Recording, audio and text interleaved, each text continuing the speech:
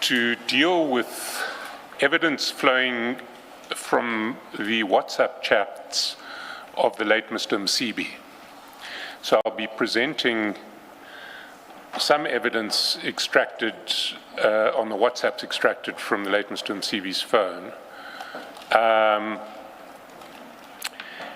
And some of it speaks for itself, some of it I'll be suggesting some inferences which other witnesses may have to clarify or refute. I would ask the Commission to bear with me a little today because this has been prepared on relatively short notice, so it may not flow as smoothly as might otherwise be the case. But let's kick off. And the first issue that I want to address is a project that seems to involve at different stages Mr. Msibi, Mr. Katiso Molefi, and Mr. Stephen Motsumi, involved in dealing in grabbers. Grabbers are technology that enable you to eavesdrop on cell phones and to extract information from cell phones. And the starting point for this topic is Mr. Nkosi's chats, Sergeant Nkosi's chats. And if we can go to page 116 of the bundle, and there we see extracted from Sergeant Nkosi's phone extracts from a chat with someone whom he describes as Sean Jacobs, or whom he has saved as Sean Jacobs, phone expert, but I think that is a typo. It should be phone expert. And at chat number 4 on the 20th of January 2023, the person who we will call Sean Jacobs, because that's what Sergeant Nkosi calls him, writes to Sergeant Nkosi, "Hello, Fani, please give me a call when you have a moment. I want to know if the Swazi deal is still on the table."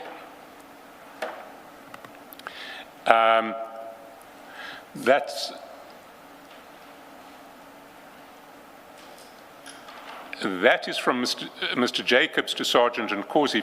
If we then go to page 95 of the bundle, which is Sergeant Nkosi's chats with Mr. Msibi, the late Mr. Msibi,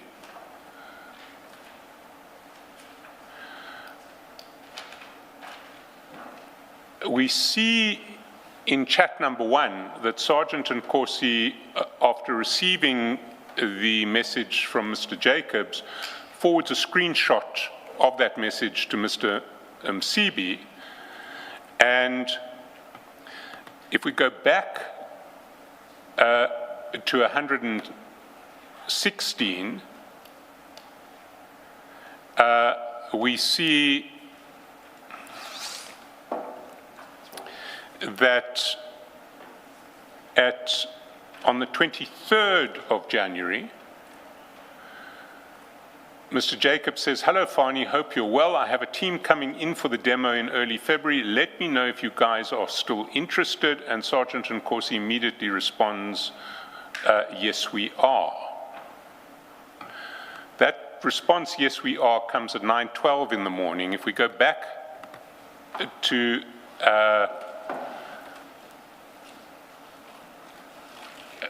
page 95, we see that Mr. Msibi tells Sergeant Nkosi in relation to the earlier screenshot of "Is the deal still on the table?" He says, "It's on the table, but they have to display. We don't want to become fools." Sergeant Nkosi responds to Mr. Msibi, "I think this time they're more ready," and he sends again the screenshot of his exchanges with Mr. Jacobs. If we then go back to page 116, we see on 27 January Hello, Fani, hope you're well, says Mr. Jacobs. We're available 9 to 11th February to do a demo for your team. And that too gets forwarded on page 95 from Sergeant Nkosi to Mr. Msibi. That's at 1:27 p.m. on the 27th of January. Zigzagging again back to page 117, and there are a series of chats from the 30th of January at the top of page 117 about arranging the demo. Mr. Jacobs says, hi, Fani, please confirm the dates you're available for the demo above. As mentioned, I'll be in Johannesburg from 9 to 11 February. I have the 9th or 11th available. Demo will be at the Irene Country Lodge. Mr. Sergeant Nkosi says, morning, I'm confirming at 12:30. Mr. Jacobs sends emojis indicating thanks. On the 31st, he hasn't had his confirmation. He says, morning, Fani, can we... he has had his confirmation, because morning, I'm confirming at 12:30 means we will do it at 12:30. Mr. Jacobs the next day says, good morning, Fani, can we please move our session to 12:30 on Thursday, as we have another team from 9 to 12. Please advise if this is okay. I don't want to create unnecessary issues for the different teams. Sergeant Nkosi says, okay, let me confirm with them. I will call you in 30 minutes, and thanks, I just don't want the different teams to meet each other, explains Mr. Jacobs. And if we then go, hi, Fani, hope you're well. We confirmed for Thursday at 12:30 at Irene Country Lodge, and on the first page of 118, good morning, Fani. Due to logistics issue, we had to move the venue. There's the new venue and details of it. That is on the 9th of February.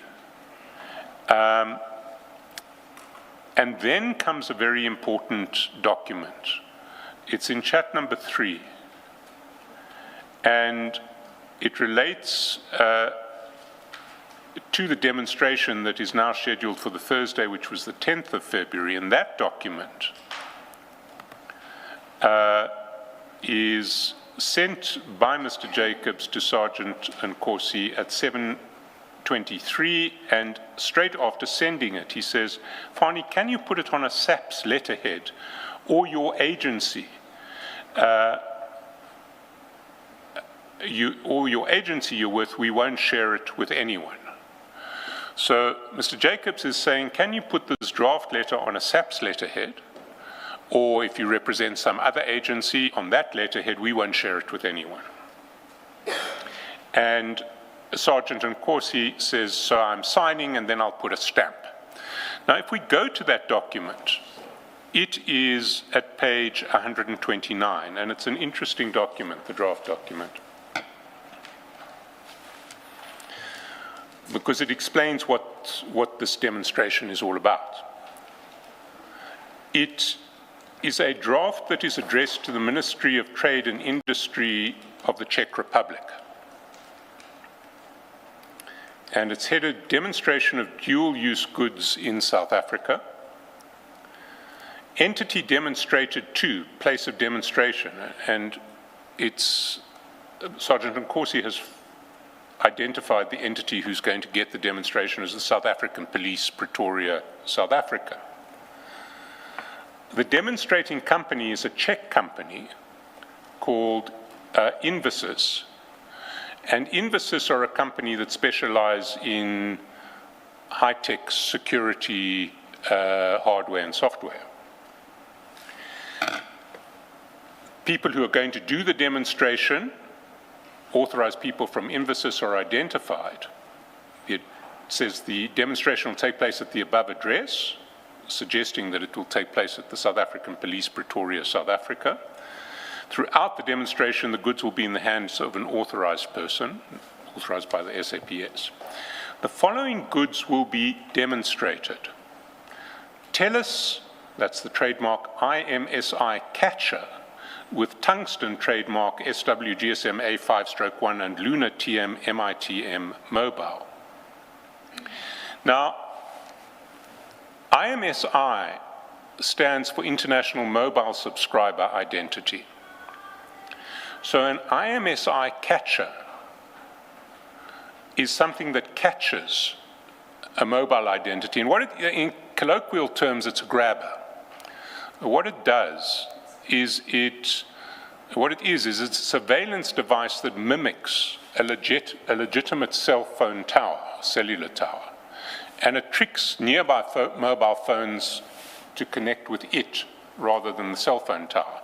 And then you can download what is on the communications from the mobile phone that are connected to your grabber as opposed to the nearby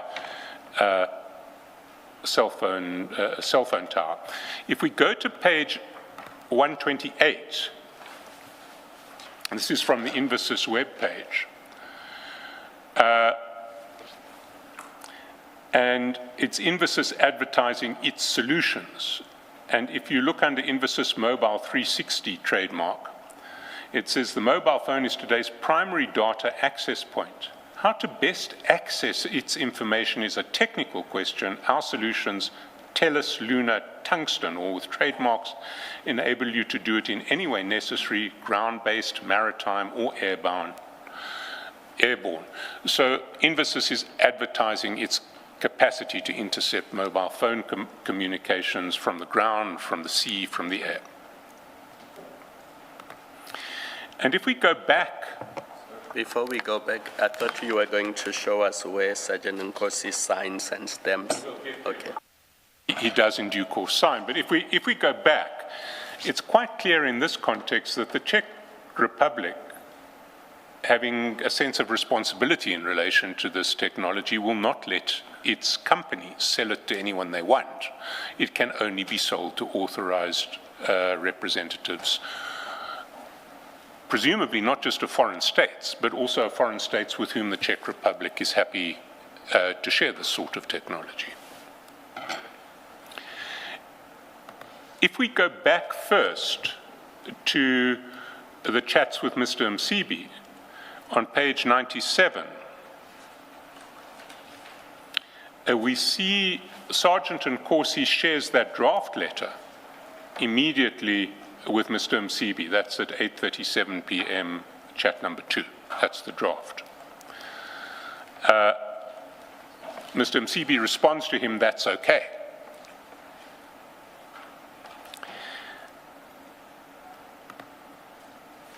If we go back to 119, we see Mr. Jacobs sending in chat number 1, sends the address at which the demo is going to take place. And in chat number 2, still on the 9th of February at 10:24 p.m., 10:24:29, just remember the 29 for later reference, Sergeant Nkosi returns the signed document. We'll look at the signed document in a minute.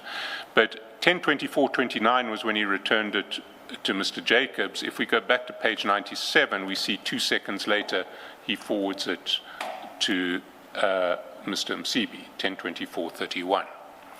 That letter itself appears at page 130.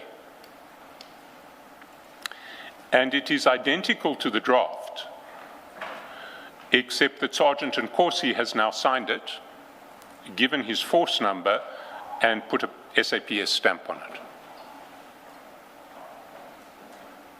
So Sergeant Nkosi has represented to the Czech government that that Infosys will be demonstrating to the South African police, and that for this reason Infosys should be allowed to do so.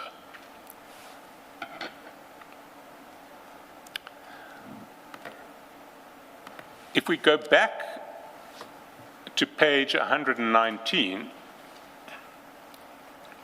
chat number 3, on the morning of the 10th, at 7 o'clock, Mr. Jacobs says, "Good morning, Fani. Thank you for the letter. I've sent it to the team. Let me know when you'll send the driver. Thanks." Sergeant, of course, he replies, "Driver's on the way." At 8 o'clock, "Hi, Fani, we're ready. Are your guys close?" And then at 1:11 the next day, "Hello, Fani. Thank you again to you and your team looking after us yesterday. Let me know if Ubaba is happy and I will drive the process from my side now." Sergeant Nkosi's response is, "Morning. We're on our way to the kingdom as we speak. I'm calling you tomorrow late." Now, the kingdom to which Sergeant Nkosi is referring is the kingdom of Eswatini. And what will emerge is that Mr. Msibi, Sergeant Nkosi, and quite possibly Mr. Motsumi and Mr. Molefi, will get to them later, have a plan to sell grabber technology to the kingdom of Eswatini. Now, of course, that's not what the Czech Republic has been told at all. The Czech Republic has been told that this is a demonstration for the South African Police Service. If we follow this plan, and we run down from page 120,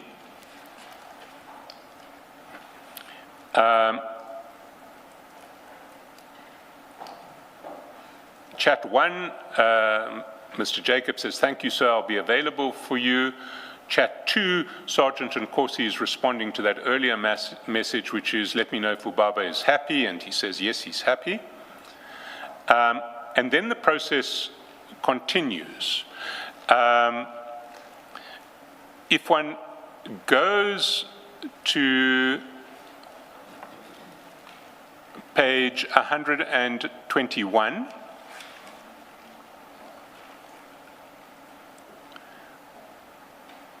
chat number 7, the foot of the page, "Hi, Fani, I hope you're well. We need the company name for the contract with Invasys," and Invasys, again, was the Czech company that makes this equipment. "And the email address we need to send the contract to. This will come directly from the Czech company." Over the page, "This way Ubaba is protected if anyone tries to go behind his back." "Hello, Fani, hope all is well. I'm still waiting on the info for Ubaba's company and email details." Sergeant Nkosi responds, "Sharp, I'm sending." "Hello, Fani, hope you're well. Are we still on track?" And this is now the 7th of March, and Sergeant Nkosi says, "Yes, tomorrow morning the king is having a final meeting with the old man." And that presumably would be the king of Eswatini. And Mr. Jacobs says, "Okay, great, thanks." Cousin, maybe for the record, if we could relate this message, the king is meeting with the old man, to we are on our way to Swaziland. How do they relate in terms of dates? Well, it wasn't we're on our way to Swaziland, it was we're on our way to the kingdom. That was the 11th of February. This is now the 7th of March. So the visit may not have been the same visit.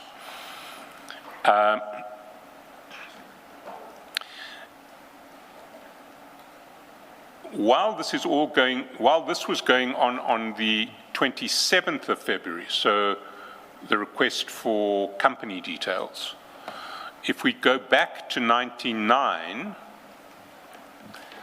we see at chat number 3 on page 99 that Sergeant Nkosi has sent a screenshot to Mr. Msibi of Mr. Jacobs's request for company details. There is then a lengthy process that runs,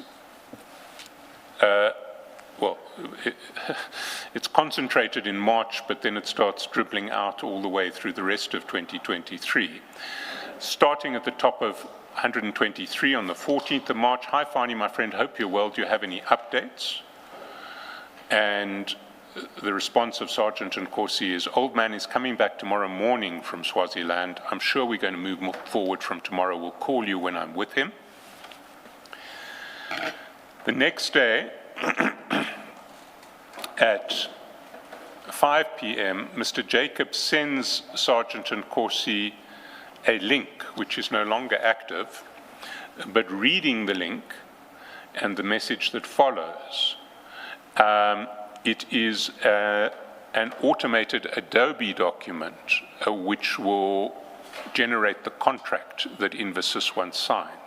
So it is a link to an Infosys site or an Infosys directory at Adobe, and it's a document that needs an e-signature.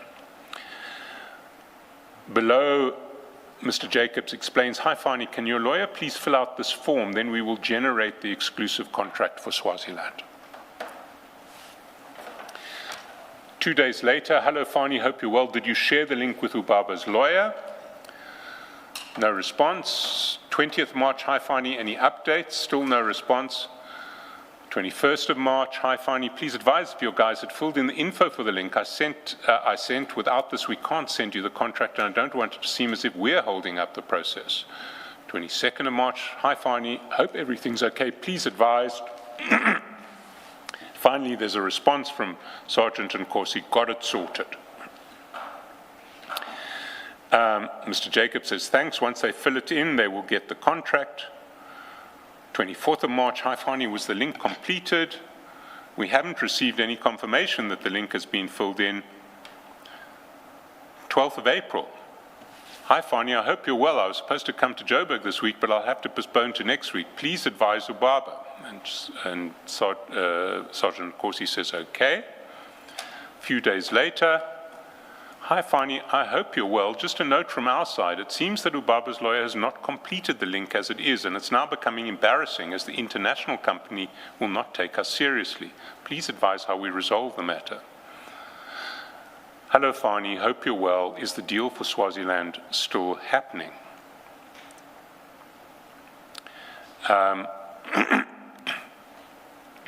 What then happens is that Sergeant Nkosi sends a contact card.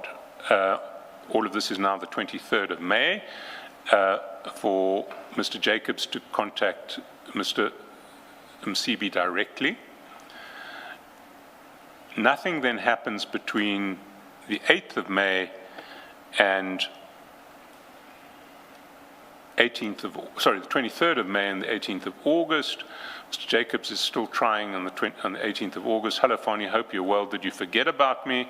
And he says, and Sergeant Nkosi responds, lol, no, I was speaking to Zweli yesterday. They spoke to the old man as well. We're hoping next month we would be winning. That's good news. Our team is ready. On and on it goes. Top of 126, hi Fani, hope you're well. Please call me urgently, and our people are being contacted by Swaziland, and we need to move quickly or we will lose this deal. Now, it seems that the deal was lost because if one goes to page 112, one sees that on the 17th of October, Sergeant Nkosi forwards to Mr. Msibi a message that seems to come from a partner of Sean. My brother, I'm really disappointed. It's 111, sorry, 111, chat 4. Foot of 111, but not 112, sorry.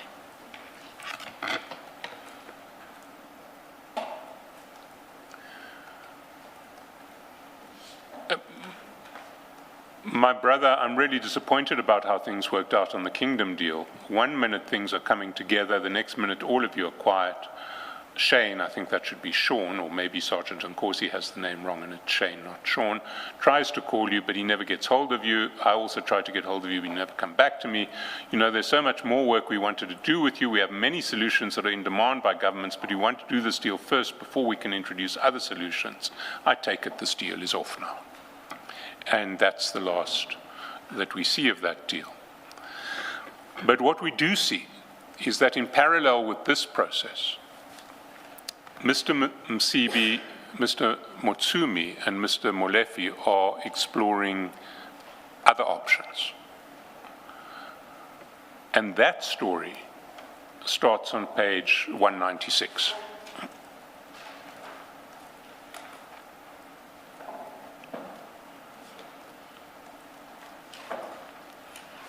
Before we get to the news story, what are we to make of Sergeant Nkosi signing documents on behalf of SAPS and purporting to represent SAPS in future agreements with either it's an international organization or international suppliers? What inference are we to draw? Well, I think the inference is that that's an out-and-out fraud, but it's a fraud to which everyone involved in that project is party.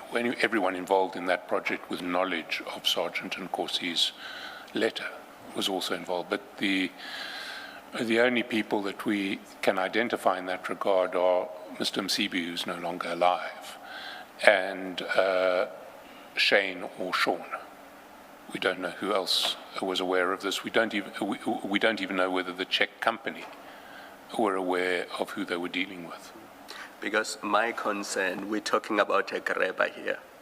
We don't know what else. I mean, you can see one conduct where he's signing and putting a stamp and force number to allow an international organization to come and make a demonstration to private individuals in South Africa. What if it was weapons and other things that are not authorized by SAPS? We don't know, but it is a very legitimate question, Commissioner. I mean, we did see the exchanges with the man whom he saved as Deputy President Didi Mabuza, who Mr. Mashile, I think, who seemed to have been suggesting an arms deal. We don't know where it ended. And what does it say about the use of stamps at SAPS? I mean, if any captain or constable can just But put a stamp. I think every captain must have a stamp, just because they have to use the stamp in their official duties. So, for instance, you go into your local police station to get an oath commissioned, the captain uses his stamp to commission your oath. It's how the stamp is used, and of course, a South African looking at that document would think, no, this doesn't on its face come with, this on its face doesn't confer the authority of the SAPS to deal with a grabber. But someone in the Czech Republic wouldn't have the faintest idea whether this was, how South Africans issue authority at the highest levels of SAPS or not. So the risk is particularly heightened in relation to transactions with foreign countries or with foreign entities. Thank you. Mr. Chaskalson, this conduct by Sergeant Nkosi that you're discussing with Commissioner Khumalo, specifically the letter and the stamping on the face of it, is obviously prosecutable. That's why you refer to it as fraudulent conduct. Have we had the opportunity to investigate or find out who is this Sean Jacobs that he's speaking to? Because if it's a South African national, then they sit in exactly the same position as Sergeant Nkosi, criminal offense. Have we had the opportunity to investigate that? We haven't yet traced Sean Jacobs. I must confess, we haven't made a huge effort to trace Sean or Shane Jacobs. We don't have, there are no obvious details relating to him other than the cell phone number, and that doesn't automatically lead to someone who on his or her face is Sean Jacobs or Shane Jacobs. Sergeant Ngosi would have to say who is Sean Jacobs. Thank you. And our investigators could also look into it. I'm not sure they will thank me for that. They have quite a lot on their plates at the moment, but we will look further. The parallel process I was describing starts at page 196, or our evidence of it starts at page 196. And there we see, on the 15th of May, Mr. Motsumi WhatsApps to Mr. Msibi 3 documents. The first 2 are photographs of his, their 2 passports. And the third is an itinerary. And the itinerary is at page 206. It's an itinerary for both Mr. Motsumi and Mr. Msibi. And it reflects a strange set of, or it reflects a broken set of connections. There's going to be a flight from Johannesburg to Frankfurt, and then a connecting flight almost immediately from Frankfurt to Paris. That will take Mr. Msibi and Mr. Motsumi to arrive in Paris on the 16th of May at 8:20 in the morning. The next flight is not from Paris, it's from Hamburg in Germany, and that's 2 days later, on the 18th of May. And that is a flight from Hamburg to Zurich, and then as a connection to get back to Johannesburg from Zurich. So one imagines that Mr. Motsumi and Mr. Msibi were going to make their own way, or would make their way from Paris to Hamburg, which is relatively close, either by train or by plane, at some stage between 16 and 18 May. If we go back to the 16th of May, we see that's the day after the itinerary came. Mr. Msibi sends to Mr. Motsumi a company profile for a company which is actually a closed corporation called Themi Style CC. And the Windeed page for Themi Style is at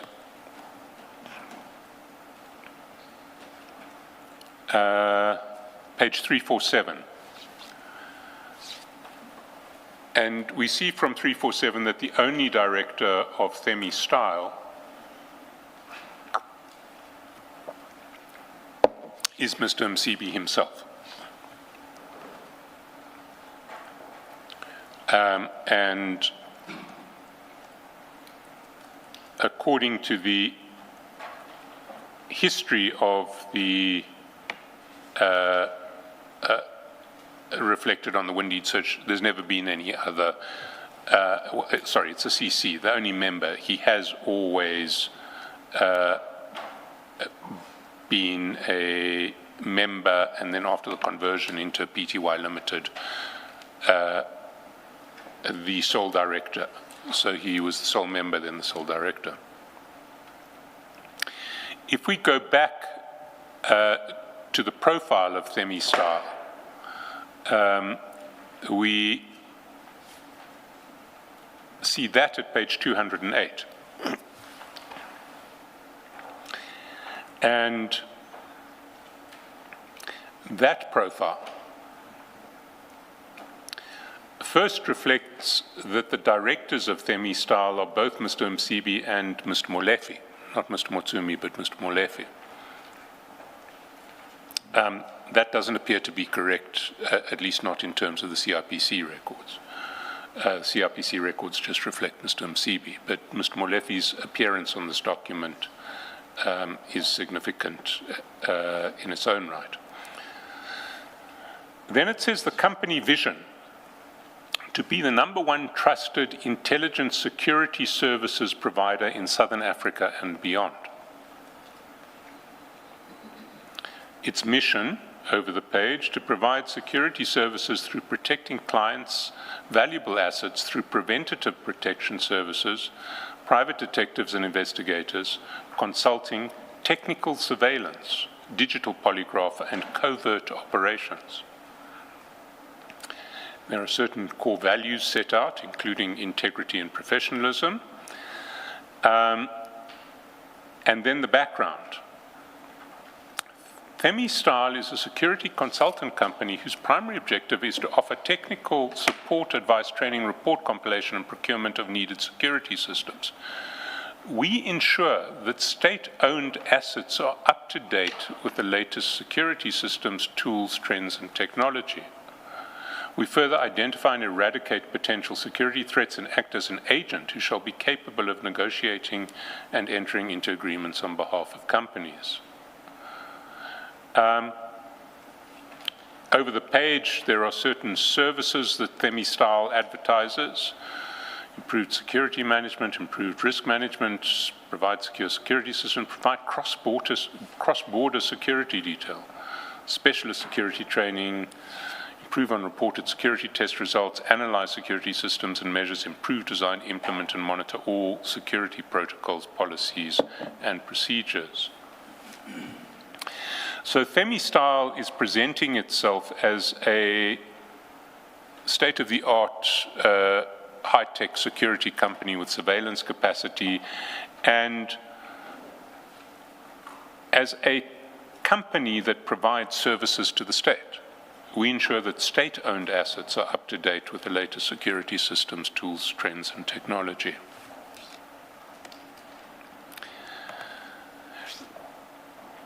If we go back to page 197, we see that together with the company profile,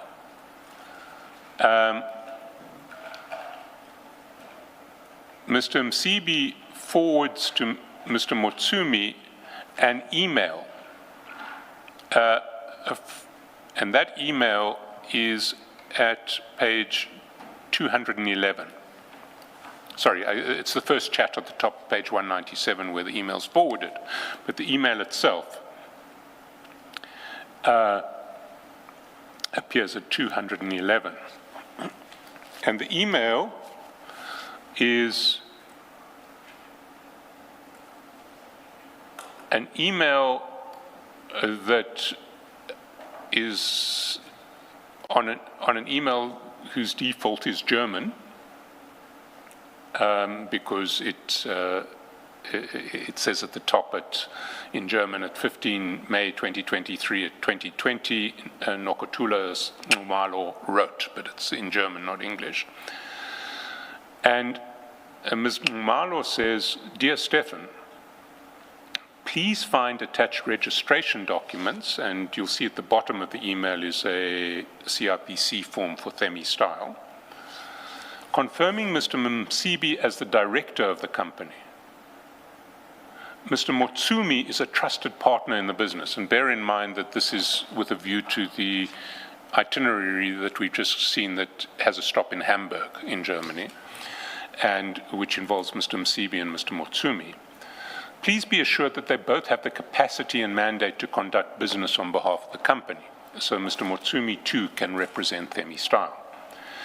They shall present the letter of appointment and service level agreement from state.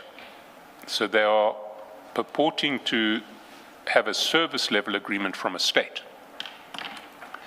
Confidentiality protocol as stated below is noted and shall be strictly adhered to.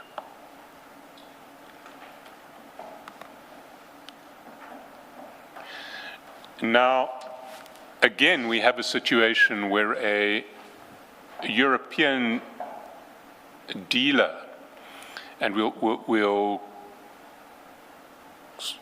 look at what we suspect was being sold here. But a dealer in high-tech security surveillance equipment and the like is being told that Mr. Msibi and somebody else represent a state. There is then on the 16th of May a series of itineraries, additional itineraries and changes, none of which are of consequence for us. But the next step, and bear in mind this is 16 May where the 15, 16 May, the original itinerary related to a trip from 16th to 18th May. If we then go to page 185, we're now dealing with the chats between Mr. Molefe, not Mr. Motsumi, but Mr. Molefe and Mr. Msibi. And at page 185, we see that on the 4th of June, Mr. Molefe, in other words, that's about just over 2 weeks after the proposed return from Zurich, from Europe, Hamburg via Zurich. Mr. Molefe forwards to Mr. Msibi in chat number 5 a quotation. And that quotation, we see at page 193.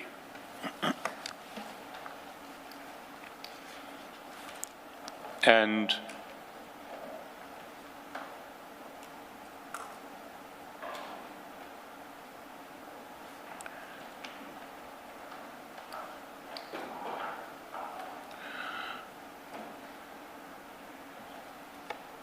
the quotation has a number. Femi Style are identified as the agent of whomever is providing the quotation. We don't see the letterhead, so we don't know what the company is, whose quotation it is. The date of the quotation is 23rd May. So that would have been 4 days after Mr. Msibi and Mr. Motsumi returned from Europe. And what the quotation is for, item 1, active monitoring system including laptop software and one multi-RAT BTS. That's multi-radio access technology based technology system. That is a grabber. Item 1 is a grabber. The unit per the price per unit for the grabber is 780,000 euros, which at the time would have been, gosh, I haven't done the equation, but it would have been somewhere between 15 and 18 million rands, I would imagine.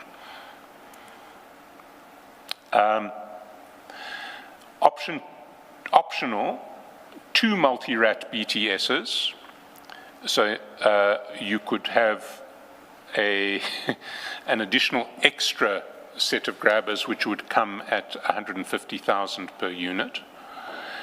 And you could also get a tactical DDS jammer. And a DDS stands for direct digital synthesis, and what a DDS jammer is digital technology that can essentially block out other, can be trained on particular frequencies very quickly and can block out other people's mobile communications. So you can shut off everybody else's mobile access with a jammer. That quotation is issued by Femi Style, a company in which Mr. Motsumi, Mr. Molefe, and Mr. Msibi have a central role in, and it comes 5 days after 4 days after the return from Europe of Mr. Msibi and Mr. Motsumi. And we don't see what becomes of this quotation, whether it ever gets taken up by anyone. We don't know to whom it was addressed either. We do know that it was exchanged between Mr. Molefe and Mr. Msibi. But if we can just step back and take stock at what we're looking at here, because it is quite alarming. Mr. Msibi, Mr. Motsumi, Mr. Molefe, and possibly Sergeant Nkosi are involved, well, Sergeant Nkosi is certainly involved with Mr. Msibi in one project. Mr. Msibi, Mr. Motsumi, and Mr. Molefe are involved in another. The extent to which Mr. Motsumi and Mr. Molefe were involved in the first project is not clear. Anyway, they're involved in a commercial project. The commercial project involves the selling of high-tech surveillance, digital surveillance systems and jamming technology. The three people we're talking about have received some coverage in this commission. Mr. Msibi has been described by General Kumalo, who's the head of crime intelligence, as the then leader of the Big Five organized crime cartel. Mr. Molefe is currently on trial for murder in a matter involving firearms that can be linked to more than 30 other murder scenes in Gauteng in the last 5 years. Mr. Motsumi is someone whose name General Sonona, when he was still head of the Hawks, was too scared to mention. These three men are dealing with foreign companies to get access to grabber technology purporting to represent a state. And then, at least in the case of Mr. Msibi, they seem to be looking to sell that technology to the Eswatini government in that first episode, the first case that we saw. Whether or they didn't manage, it seems, in that case, to sell to the Eswatini government, they may well have managed in this case. We just don't know. But whether or not they are managing to sell the technology to a foreign state, they presumably can also have access to it for their own purposes. They are able to deal with the providers of this technology. They are being invited to sign contracts with the providers of this technology, in the case of Infosys, on the basis that they represent the South African state. This is a worrying state of affairs, a very worrying state of affairs. This is the sort of technology that should only go into the hands of intelligence agencies who are then constrained to use it under fairly strict legislative controls. But what we have here is private parties passing themselves off as representatives of states and trading in this, or trying to trade in this technology. Mr. Chaskalson, that brings me to the question that I was going to ask. And I know that the presentation of this evidence today has been sprung on you. The question I meant to ask is, have we gone so far as to establish whether private entities and individuals can lawfully be in possession under South African law of a jammer and a grabber? Have we gone that far?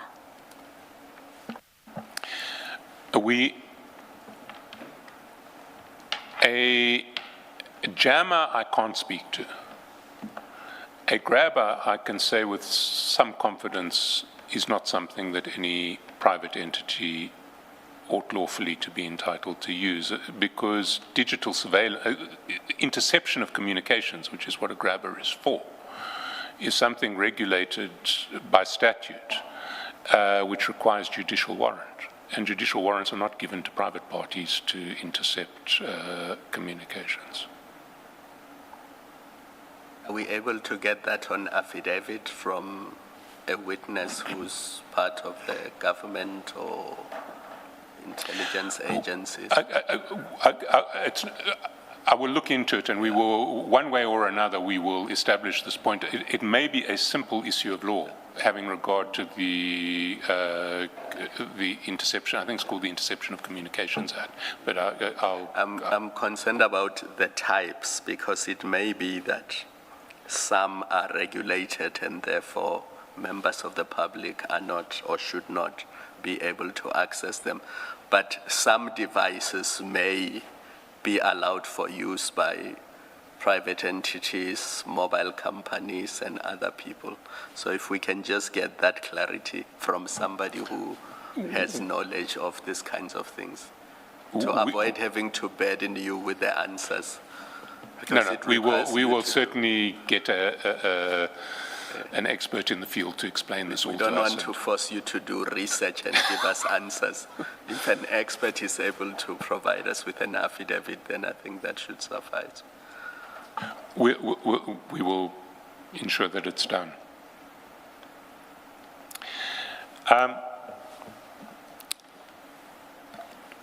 That takes us to the end of this grabber episode. The next. Before you go to the next, I know you're not a witness, and you're not, and you're not an expert in this. I'm trying to wrap my head around a jammer as against a grabber. I think I've understood what how a grabber would work. A jammer would do what? Would at least block for criminal activity. Well, I mean, at a very low level, a jammer stops your remote control on your car from locking your car when you get out the car. So a lot of small-time criminals have access to jammers which are used, and I'm sure some of us have had that experience. You get out your car, you think you've locked it, you haven't locked it because the signal's been jammed and someone steals something from your car while you've gone into the shop.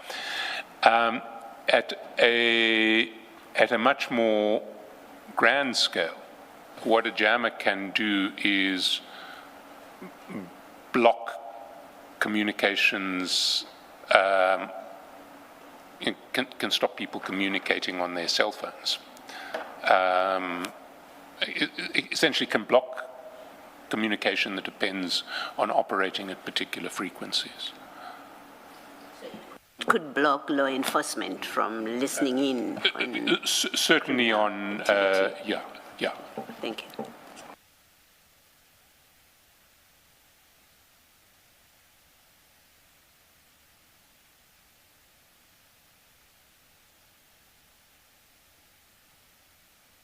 No, please continue, Mr. Shaskalson. Chair, it looks like you have been the victim of a small-scale jammer. I have too. Well, I was whispering to my co-commissioners about the incident at Parliament where everybody's devices were jammed. That's much allegedly. If it happened, it was much grander than my experience. I just lost a briefcase. The next topic that I want to move to is actually a series of topics, but what was extraordinary about this phone was it drew connections between topics that we've been looking at in this commission that seemed completely self-contained and unrelated to one another. And Mr. Msibi was often,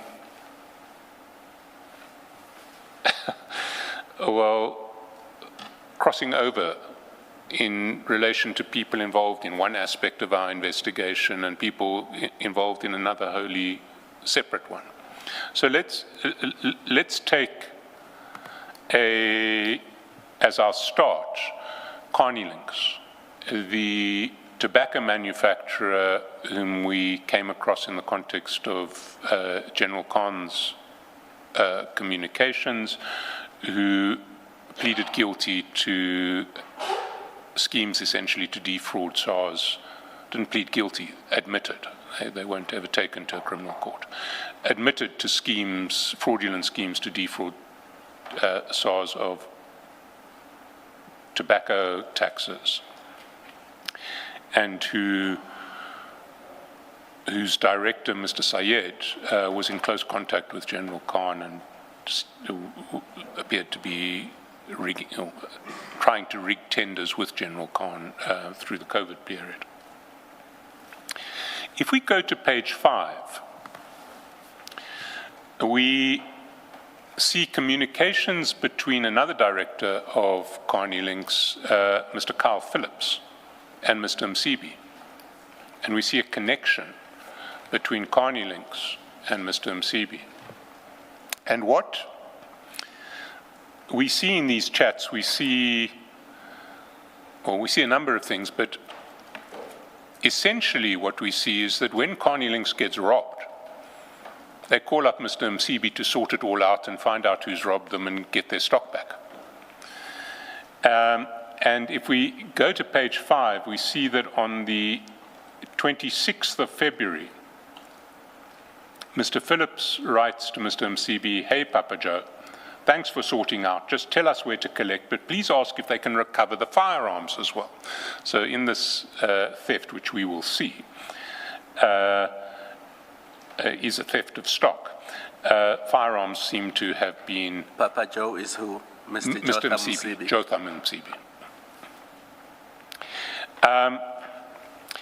And from chats 3 to 6 at page 5, we see a series of chats from either the robber himself or someone pretending to have inherited the stock from the robber. And those chats are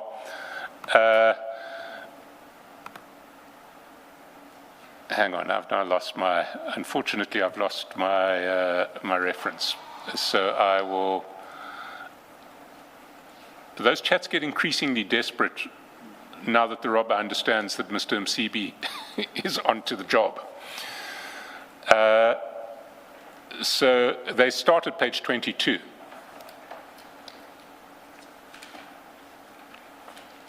And the first one says, "Hi," to which Mr. Phillips responds, "Hi, can't talk, send message, I'm at work." "It's me, Ali, I want to talk to you. Brother, I want to give back that stock. I want to talk to you. Call me. I made a mistake to buy that stock. I just want to ask, there's one of my friends, can I give him that stock so that he can give you?" Then on the following page, the chats continue. Same chat. "I want to be sure if he speaks to boss, then I'll give him. Please, brother, talk, brother, say something. What must I do? You're not saying anything." Then there are a couple of missed calls.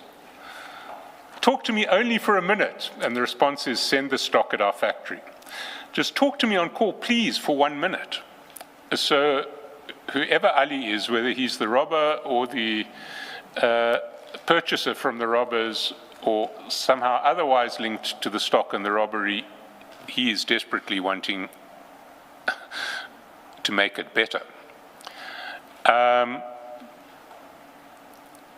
If we go back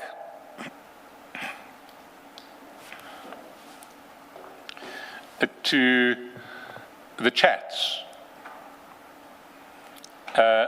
we see possibly why Ali is so desperate. And if we see at the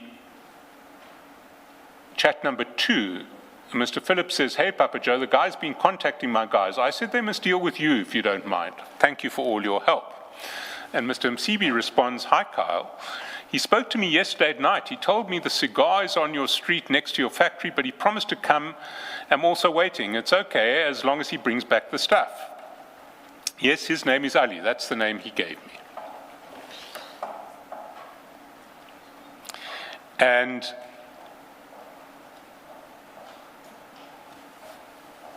then if we go down to chat 6, afternoon, Papa Joe. All stock is returned. Thank you so much. Everything is sorted. Cool Cow, we'll see you guys on Thursday.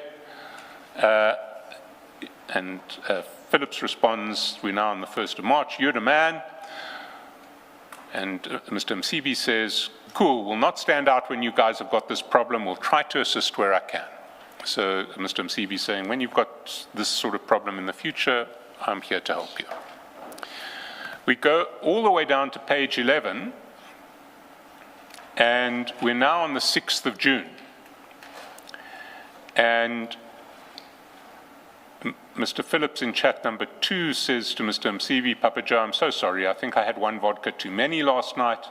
Myself and Adriano would be Adriano Mazzotti, who is actually the deponent to the affidavit that was flighted in relation to the agreement with SARS. Mr. Mazzotti is the, I think, the CEO of Carney Links. He's certainly the leader of Carney Links. Have spoken quite a bit about sorting you as a thank you for getting that stock back. But I did not want to interfere with your mourning process and worry you with trivial money issues, so please don't take it as any disrespect or discounting our friendship. So this week, we'll come and have a drink and square up with you. Thanks for everything, my brother. If we go down to 3 August, it seems that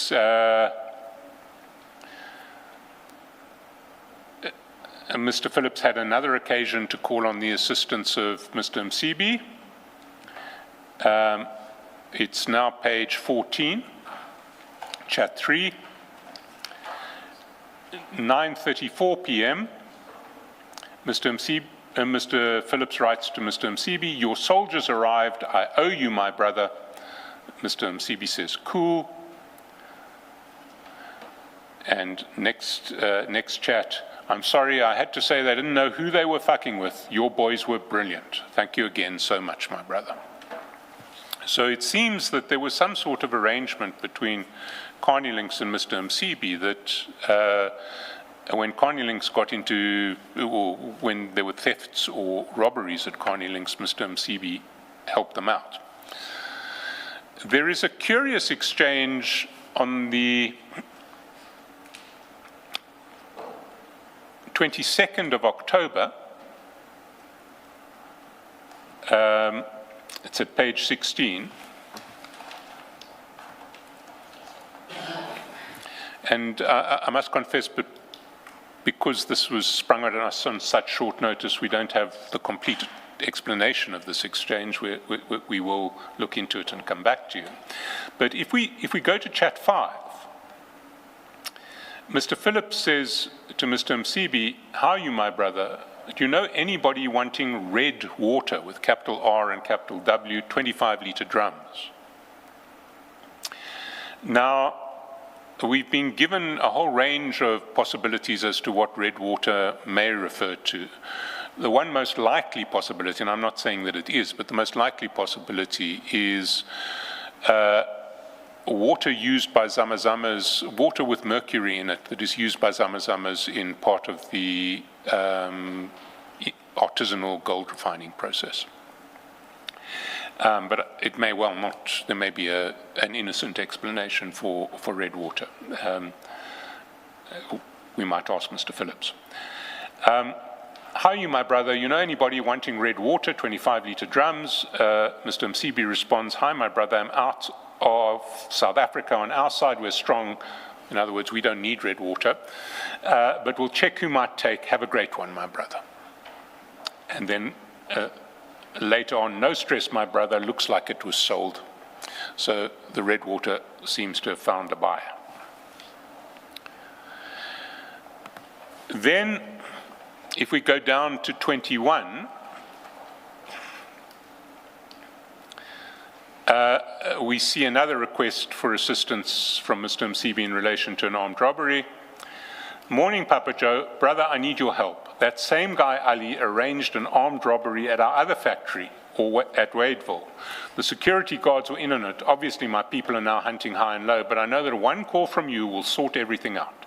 Please, will you help me out again with this? Love and regards, Kyle. Now, those are the chats between Mr. Phillips and Mr.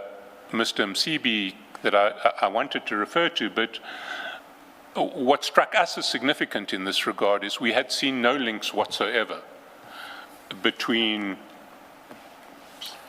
what we saw in General Khan's chats and his dealings with Carney Links on the one hand, and what we'd been looking at for most of the Commission in relation to the so-called Big Five and Mr. Msibi, but it seems that at the very least there are some relations between, or there were some relations between Mr. Msibi and Carney Links.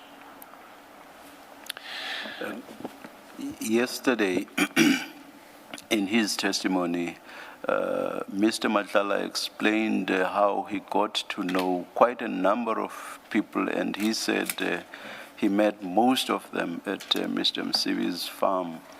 And I remember thinking, I never thought this person, like for example Mr. Karim, if the allegation is correct, of course, had anything to do with the farm.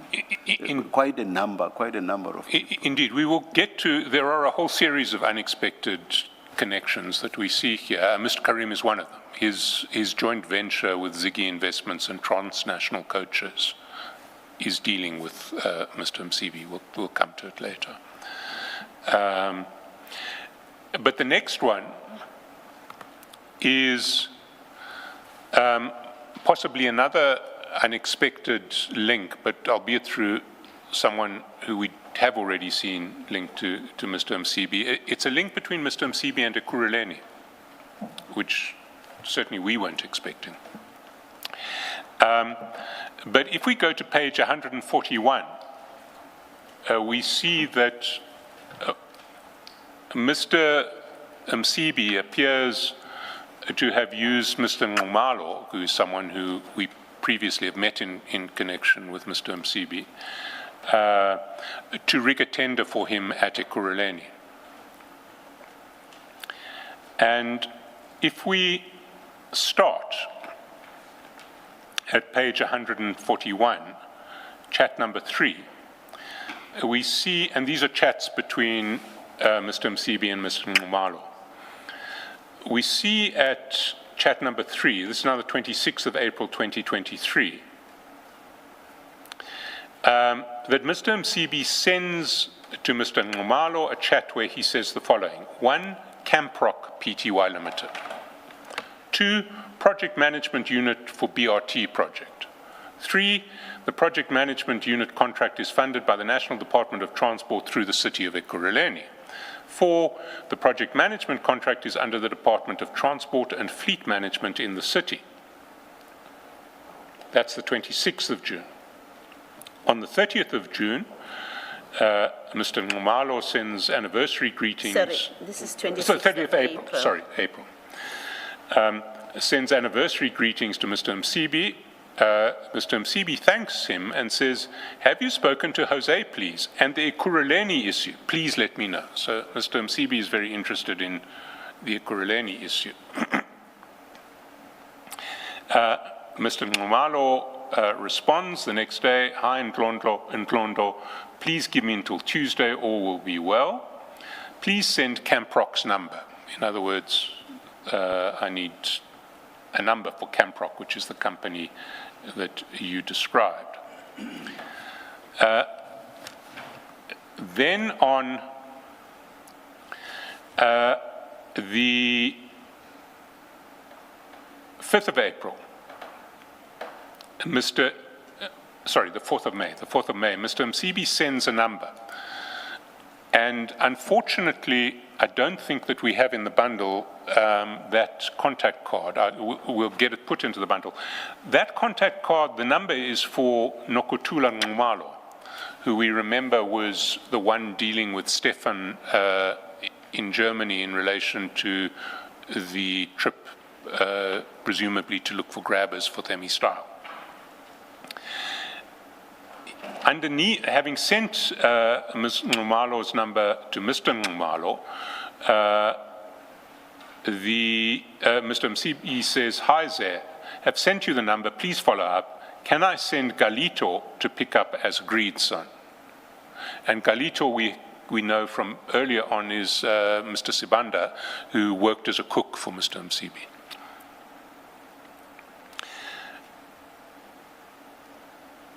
On the 29th of May, Mr. Msibi wants to be called back.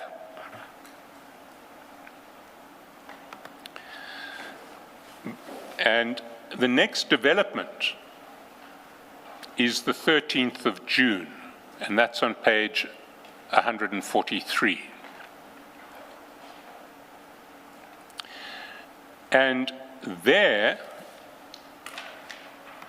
Mr. Nxumalo sends to Mr. Msibi a WhatsApp in chat number 3 at 8:43 in the morning, which forwards the tender advertisement for this project management unit that Mr. Msibi wanted for Camprock. And if we go to page 149, we see what was forwarded. And I must immediately just emphasize that what was actually forwarded was the entire bid invitation that ran to probably over 100 pages. So just to simplify the bundle, I just included the cover page. But there you see Transport and Fleet Management Department, contract number PSPT 17 of 2023, the provision of project management unit and technical services for the Department of the City of Ekurhuleni Integrated Rapid Public Transport Network from date of award until 30 June 2026. So if we go back to that opening chat in April, we see that what Mr. Msibi had said to Mr. Nxumalo is Camprock Pty Limited, project management unit for BRT project, PMU contract funded by the National Department of Transport through the City of Ekurhuleni. PMU contract is under the Department of Transport and Fleet Management in the city. So as early as April, Mr. Msibi had identified that this contract should be put out to tender by Ekurhuleni for the benefit of Camprock. If we go back to the chat from Mr. Nxumalo of the 13th of June, we see that he forwards it to Mr. Msibi with a message that he appears to have, I say he appears to have sent to someone, although we will see that he denies it. And the message says, "This one isn't a panel. Is it spoken for? I have two people asking." So this is a bid invitation, and someone, either Mr. Nxumalo or someone communicated with Mr. Nxumalo, is saying,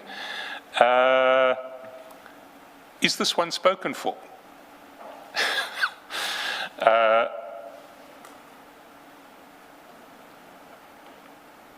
We asked Mr. Nxumalo who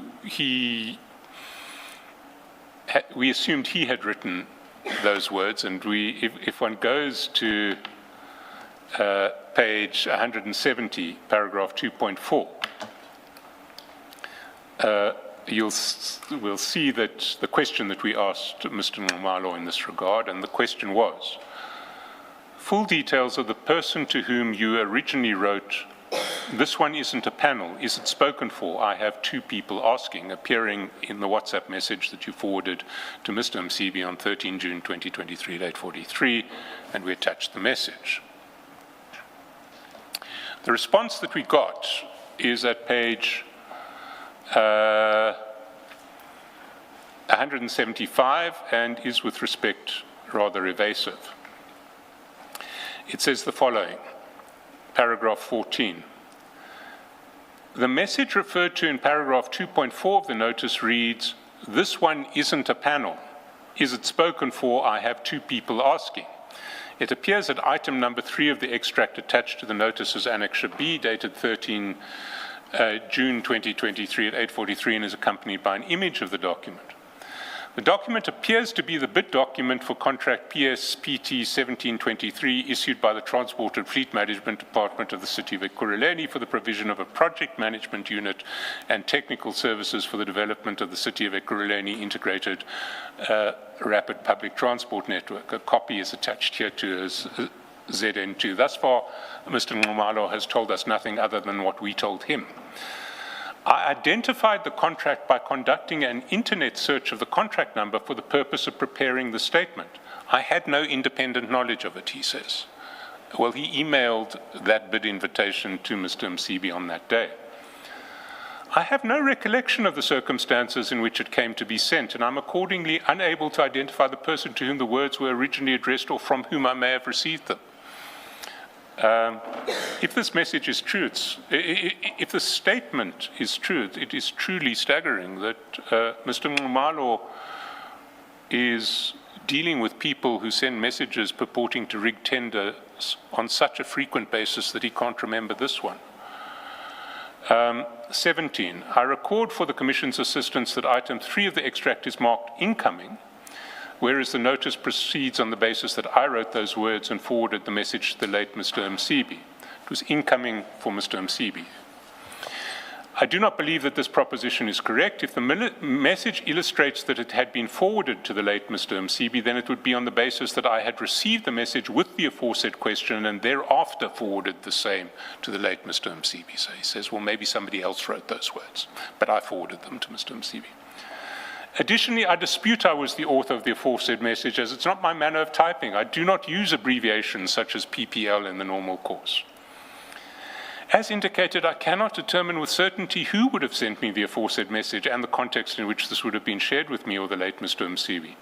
However, given the prominent role of the late Mr. Msibi in the public transport industry, together with my involvement in brokering transactions within and for the taxi industry, I would have shared the document with him so as to inquire as whether he'd be interested in the bid. For the sake of completeness, I record I had no involvement in the bidding or award process of the aforesaid contract by the City of Ekurhuleni. So he is claiming ignorance. He can't really explain why he would have forwarded a document to Mr. Msibi that, on its face, assumes that tenders in Ekurhuleni are spoken for before they are awarded. Still less why he would have done so in circumstances where 2 months previously Mr. Msibi had identified that very specific contract as something he wanted him to deal with. In communication to him? In communications to him, absolutely. He also can't really explain something that happens a little later, which is page 144, chat number 2. In fairness to him, he hasn't seen these chats, so he had only his own chats to consult in his memory. But at 24 minutes past, at 24 October, chat number 2, Mr. Nxumalo notifies Mr. Msibi that PMU, that's the project management unit tender, has been submitted for this week's BEC. Department has confirmed. So he's following that tender and knows that it's gone to the BEC. And lo and behold, if we find out where the tender was awarded, we go to the Ekurhuleni web page of bids awarded in November 2023. That starts on page 150. And if we go down to the top of page 163, we see that the successful bidder in relation to the provision of a project management unit and technical services for the development of the City of Ekurhuleni integrated rapid public transport network from date of award until 30 June 2026 was none other than Camprock Pty Limited, who had been nominated by Mr. Msibi in April of that year.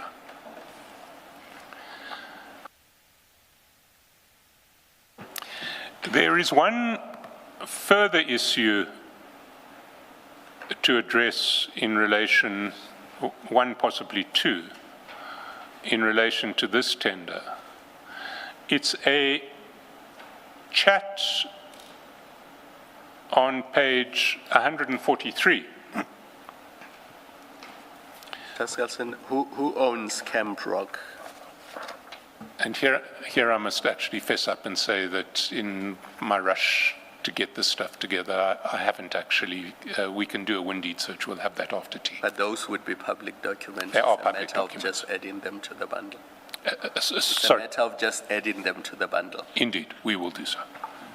Do we also know from the earlier chat that Nobuthula Nxumalo is associated with Camp Rock? Indeed, and if needs be, I can also get that a contact card printed out over the tea break. Can I ask that we, in that respect, that we actually take an extended tea break just for me to attend to these logistical issues? We're scrambling a little bit, and we're certainly not going to run beyond lunch today, so it's not like we will lose time by that. Also adjourn now, or? We could adjourn now because I'm going on to a slightly related, but Okay. So when you say extended, would 11:30 be fine, or do you want later than 11:30? I think 11:30 would be fine. 11:30, all right. Let's adjourn and resume at 11:30.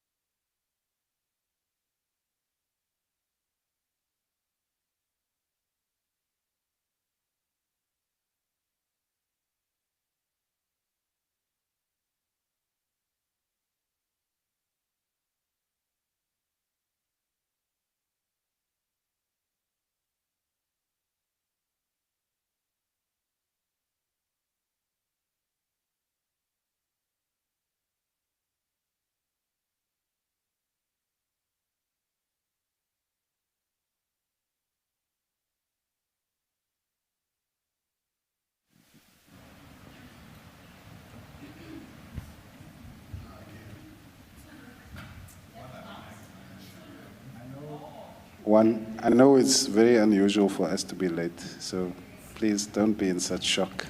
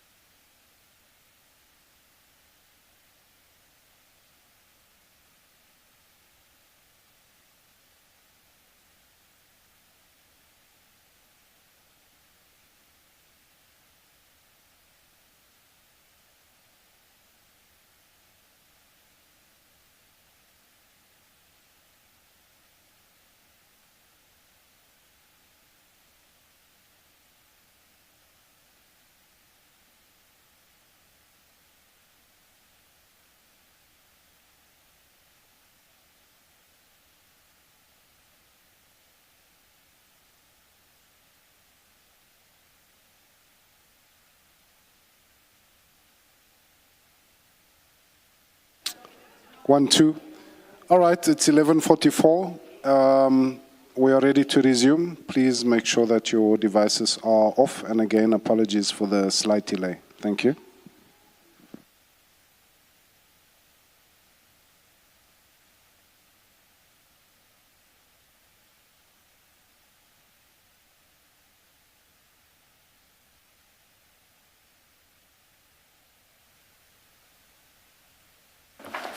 Yes, Mr. Chaskowski.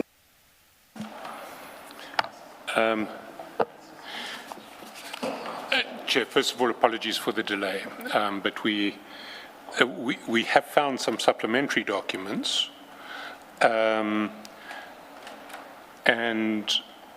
the first of those is at page 365. That is the contact card that is the contact card of Ms. Malo, and it was attached to it's what was sent in chat number 2 on page 142. Are those still to be shared? Because what we have runs up to 364. Sorry, Chair, have you been given extra documents yet? Not yet, no. Oh, then this exercise has been. Then I'll come back to this once someone arrives with the documents. I apologize for that. No problem. Apparently they're being copied.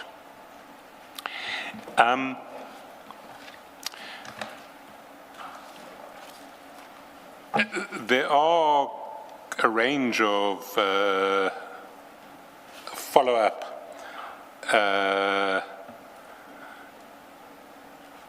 messages that are streaming in relation to grabbers, but we will.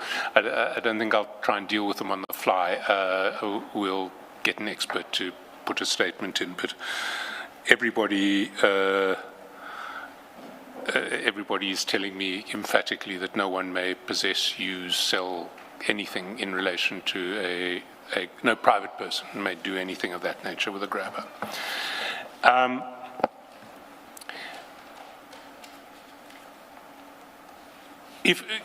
We'll pick up in due course in relation to the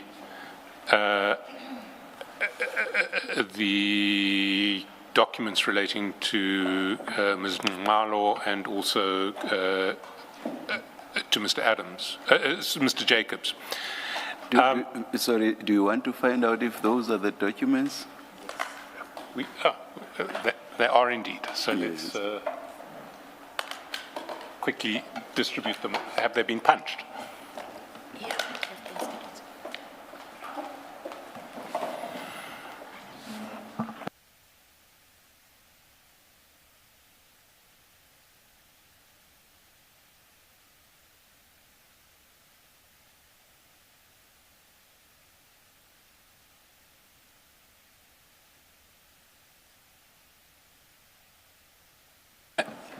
We now have 365 to 377. That's correct, Chair. So if I can start with 365, that is the contact card that was sent on 4 May 2023 from Mr. Msibi to Mr. Nxumalo. And At page 142. Is it practical to flight these? Do you already have them in electronic format? In an electronic format? We may be able to flight them. I just want to be careful that we don't flight anybody's phone number. Would it be, have you redacted? IDs, please, Mr. Chaskalson. And IDs in the win deed in the next document is a public document, but we can, let's just see if it can be done.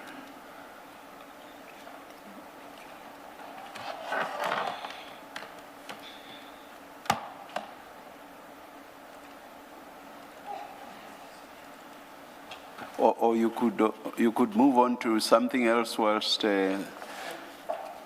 this. Yes, I'm not sure we have redacted copies. Okay. So Perhaps maybe move on to something else. I will do that. Yes. Still on the Kuruleni connection, which we had got to, while the Camprock bid is pending, if we go to page 92,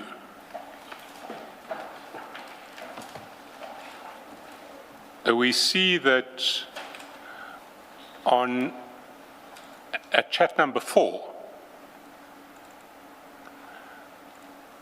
on 23 September 2023, and remember the bid was awarded in November and Mr. Msibi had identified it in April.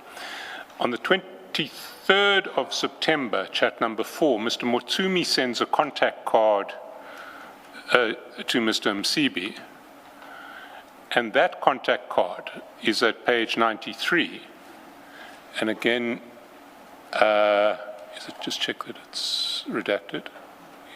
Okay.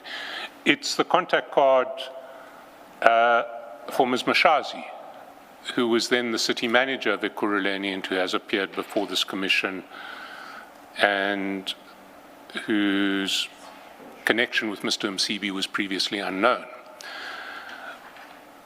Having received the contact card for Mr. Msibi, for Ms.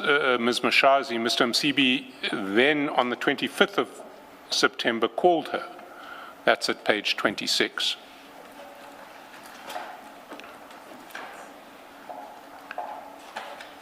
And these are the chats between Mr. Msibi and Ms. Mashazi.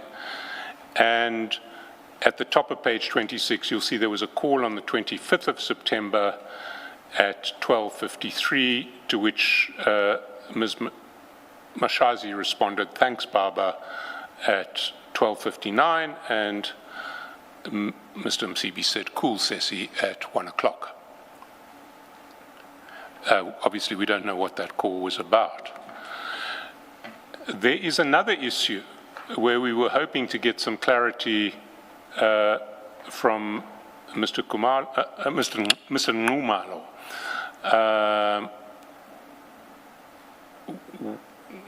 which happened while this bid was pending. That is to be found at page 143.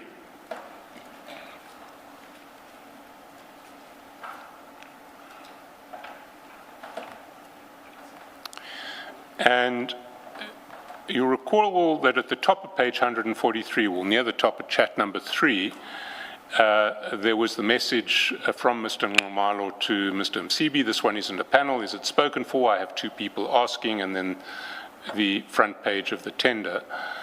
At chat number 6, there was another message that caught our eye, because Mr. Nxumalo writes to Mr. Msibi, "Euro banks closed at 4 p.m.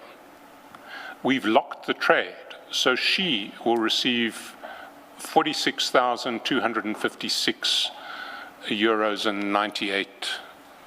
I'm not sure whether it's cents or centimes that are the cents for the euro. Now that's just under R1 million. We did do the exchange rate there, and it was roughly 18 rands to the euro, so this came in at just under R1 million. And Mr. Msibi responded, "You're the best, my boy." We were curious as to who was getting this payment in euros, so we asked Mr. Nxumalo, and that question is at page 170. 170. 170.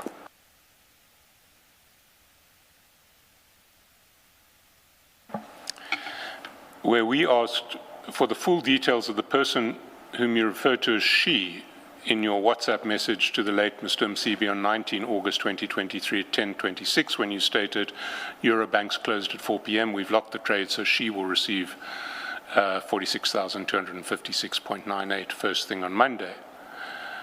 which message also appears in the extract of WhatsApp chats between yourself and the late Mr. Msibi, which was attached to our notice.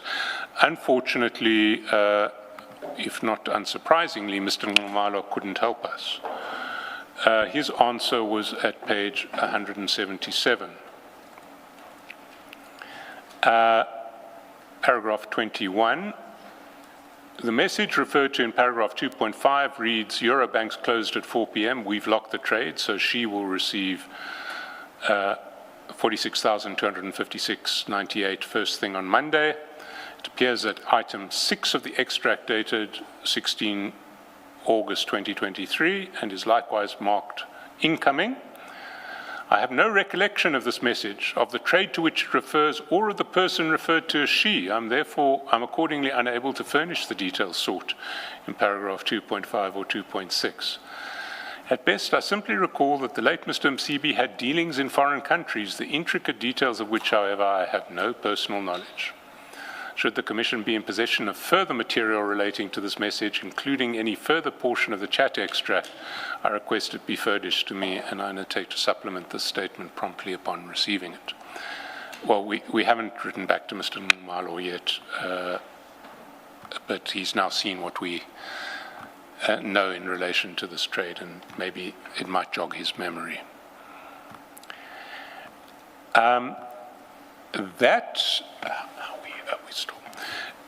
That is the end of the Ekurhuleni connection.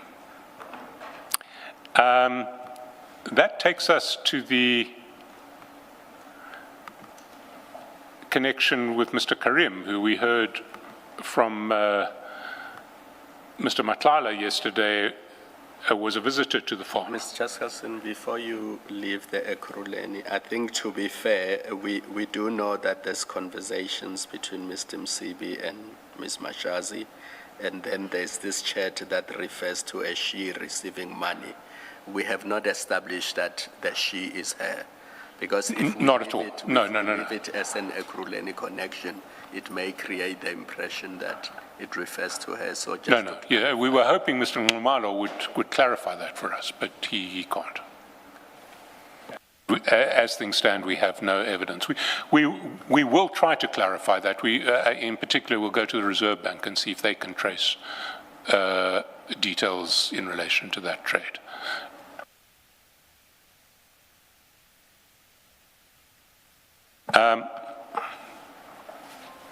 Moving then to Mr. Karim. We learned yesterday that he was a visitor to Mr. Msibi's farm. We didn't know about that previously. But what we do see is some connection between his joint venture through his company Ziggy Investments and a company Transnational Coaches on the one hand, and Mr. Msibi, and that joint venture linked to Mr. Msibi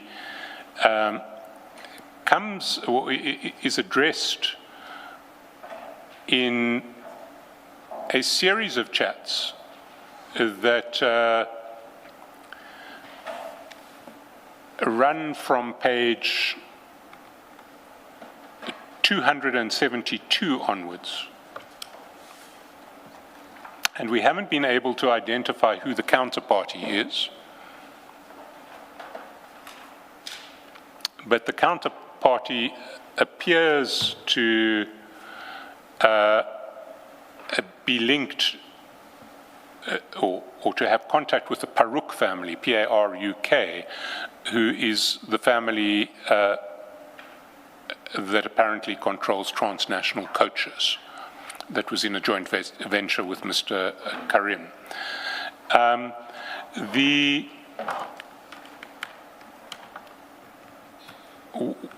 And those chats evidence a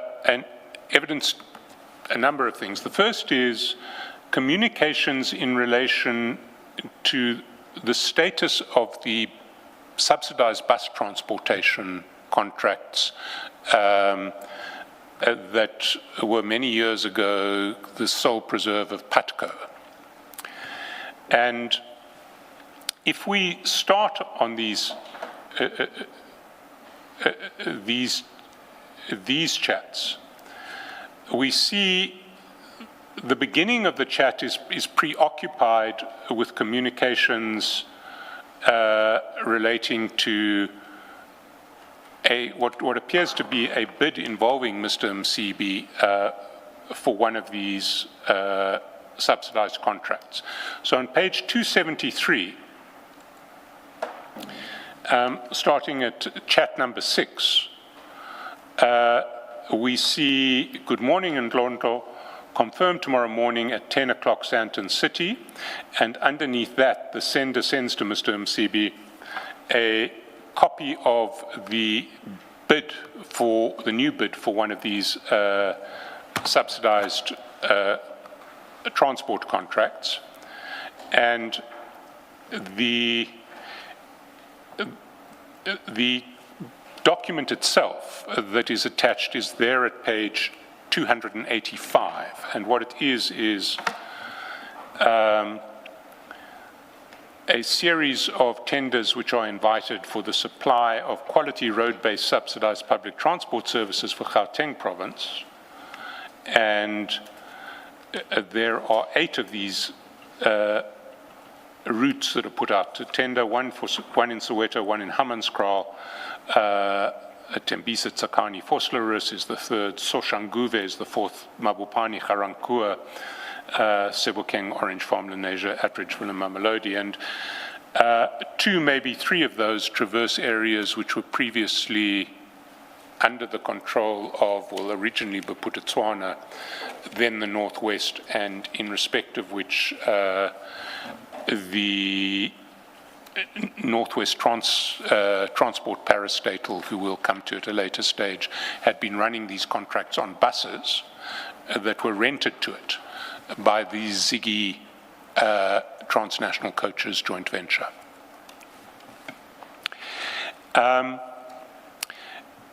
Then we see on the next page, 274, at the top of the page, Mr. Msibi sends a screenshot. Sorry, that's not at the top of the page. Let's take it one step at a time. There is a screenshot on 270, sorry, before we get to the screenshot, I'm sorry, I'm losing my notes here. At 274, the sender sends to Mr. Msibi requirements of what the subcontractor is going to need: CSD, BE level, operating license, routes that are given to the subcontractor with financial amounts, and percentage of the network sum contracted. Then in chat number 4. Sorry, should we not be flighting this? It's chat 2, page 274. Sorry.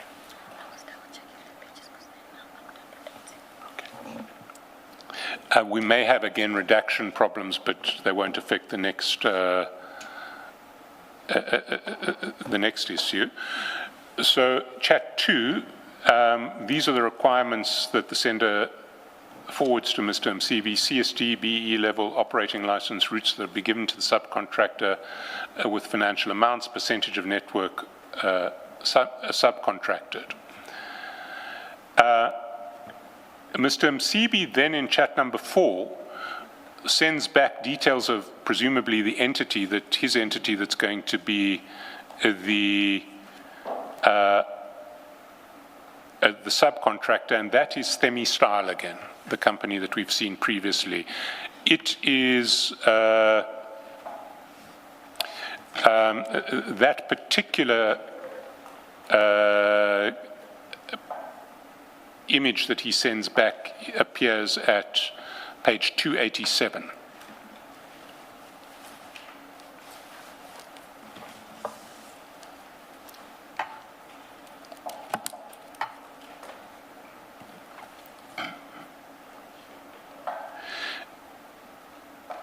we then get a series of further exchanges, but the one that is of significance is that we get, the sender sends a message. Well, first we get details.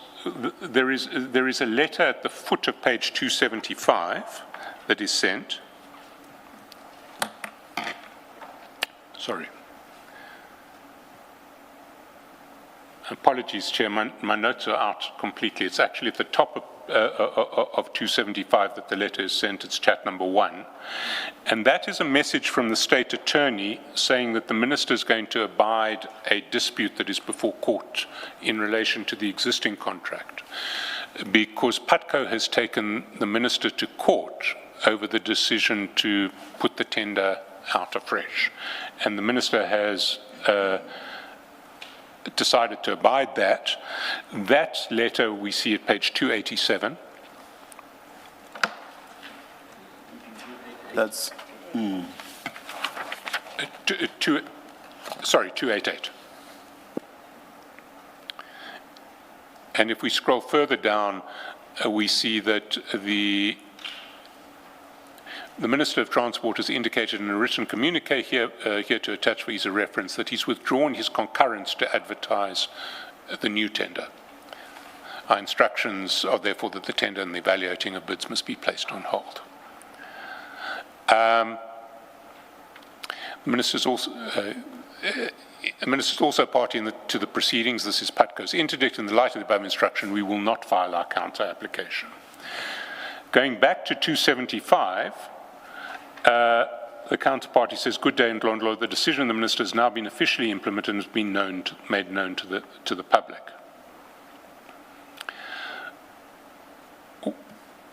We go over to the next page, and the name and yeah, we are redacted.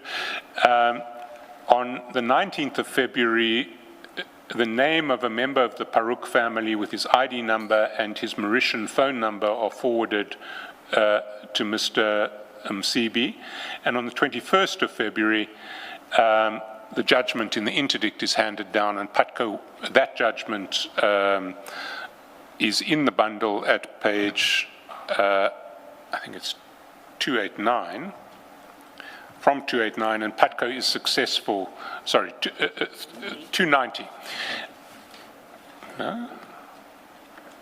Sorry, 294, and PATCO is successful. So PATCO, if we go down to the order, we see that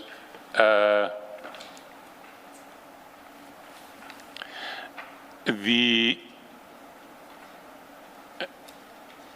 state respondents are interdicted from taking any further action in the advancement of the impugned tender.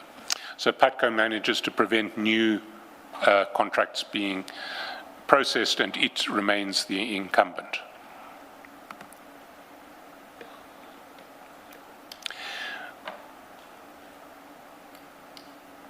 We then see the emergence of the link to Mr. Karim and Ziggy Investments, because at the top of, and again, we don't fully understand the arrangements that are in place, but at the top of page 277, there is a payment. Proof of payment is sent to Mr. Msibi in chat 1. And that proof of payment at 313 is a payment of 700,000 rands from transnational coach lines to Santaco, the South African National Taxi Association. And if we go back to page 277, we see in chat 3 that the sender is saying, now I'm waiting for the 300,000. So the payment should have been $1 million, but it was 300,000 short. And the explanation that comes is furnished in chat number 5, where what is forwarded to Mr. Msibi is the document at page 314, which is that Northwest Transport Investments and Northwest Star, who are the Northwest bus companies who are using buses rented to it by the joint venture between Transnational and Mr. Karim Ziggy Investments, are in arrears. They're not paying the joint venture, and so the joint venture is short on paying Mr. Msibi. And if we read this... Just Carlson, when you say paying Mr. Msibi, you mean It's Santaco? Santaco. Although at a later stage, it may be Mr. Msibi.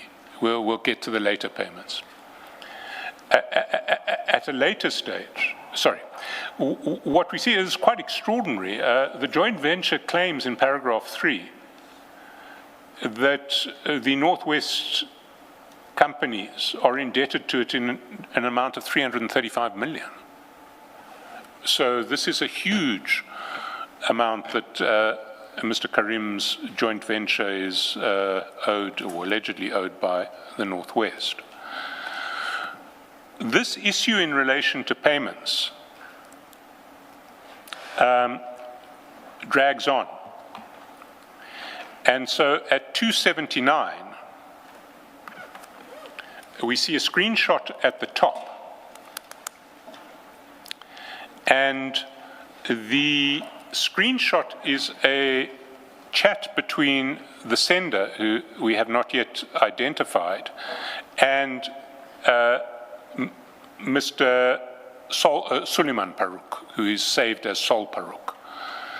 And there, the account that is given, what the screenshot says is, Sol, Msibi accountant is asking whether we paid his money, and now it's the accountant of Mr. Msibi is asking whether we, who is the sender, and Mr. Paruk have paid Mr. Msibi's money, and the address that is given is Tukofin Pty Limited. Sorry, Mr. Chaswelson, maybe I missed it. You referred us to the screen grab, but you did not refer us to the pages. Oh, sorry, 316. 316. Oh, thank you, thank you.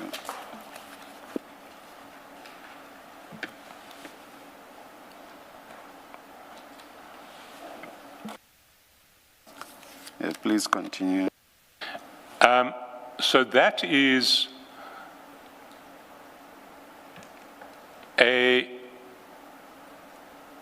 an account is given for Tukofin Pty Limited, who must be paid. If we go to page 352, we see the win deed for Tukofin, and there we see that Tukofin was a company in respect of which Mr. Msibi himself was a director. But he is listed as deceased, and so he's no longer a director. But if we go down to page 353, we see that he was a director until 2024. So at the time of this correspondence, he was a director of Tukofin.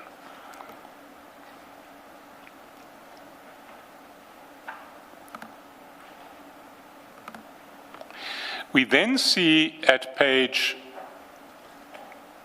279 that there's another payment notification shortly after that screenshot. So the screenshot was on the 1st of August, and on the 3rd of August, there is a screenshot of a payment notification. That payment is at page 317, and it reflects a payment of R1 million to Tukofin, which is Mr. Msibi's company.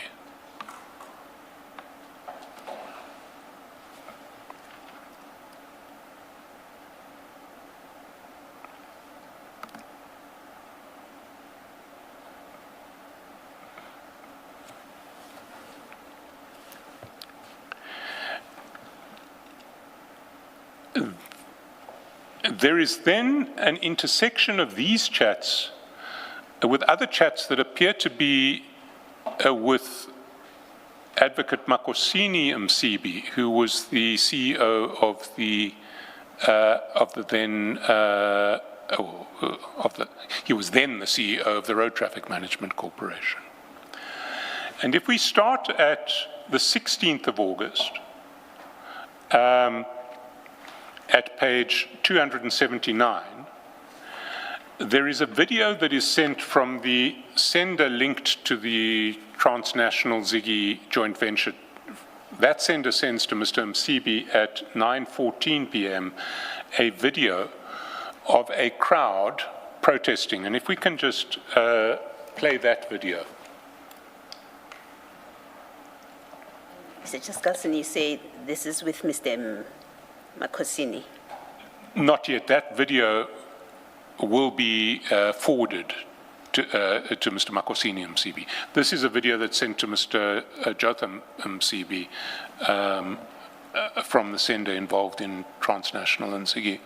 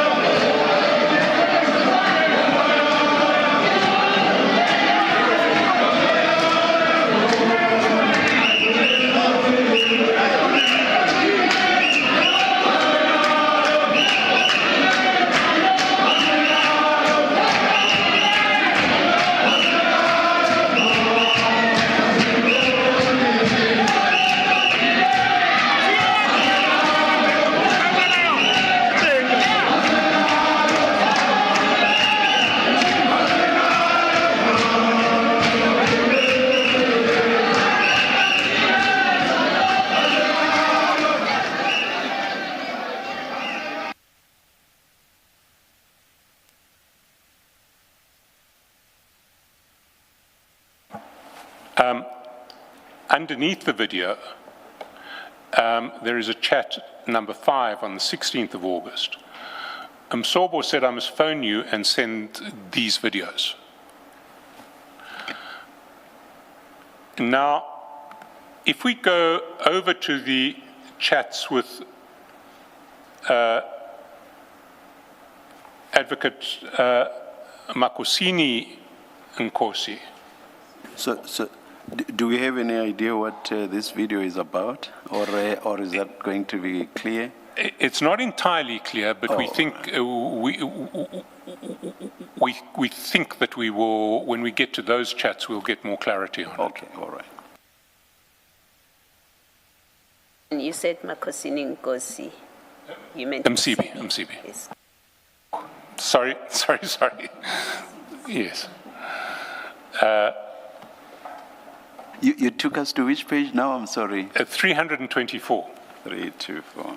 Thank you.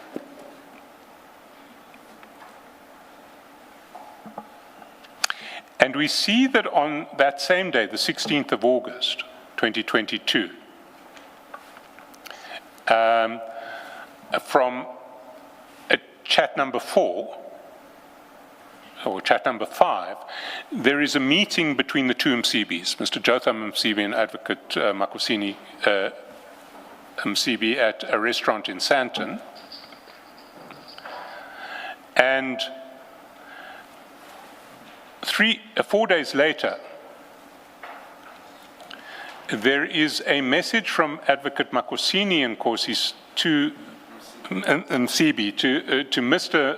Msibi, saying, morning, Madiba, will wait for directives. Of concern is that our project indicates that she has the photo or visual that I sent to you was sent to her. That's why I want to avoid duplication. They picked up that everybody is there and threatened to charge for defeating the ends of justice. Can comrades retreat? This is under control, and we may put the investigating officer and prosecutor under pressure if everybody is all over. The issue of charging her has been taken care of. I have asked them to do so. They threatened one group with charging them with defeating the ends of justice that will affect me adversely. That's why I want to identify the blockage clearly, which will be clear by Monday afternoon. One should be mindful that the uncle is a police officer, and as many people can involve leakages, as many people are involved, leakages are unavoidable. And we may compromise the public prosecutor who has to close the case without any suspicions and close the aspect of possible charge of defeating the ends of justice and perjury as a way to intimidate the project. That's why I say leave it for now. It seems to me it's not clear which prosecutor will deal with it. The matter is with the provincial office. We don't know their program. They're the ones who got the withdrawal on Thursday, despite the claim by a number of people. They have their plan. Now, we haven't worked out what this is about, but it does seem that there is an attempt to interfere with prosecutions in relation to defeating the ends of justice here. And the very next message that Mr. Msibi sends to Advocate Msibi is transnational coachliner and Ziggy joint venture, which is sent, I mean, it's sent 2 weeks later on the 9th of September. But that is the message that his counterparty, that same message, has sent to him on the same day. So we see on the 9th of September, if we go back to 280,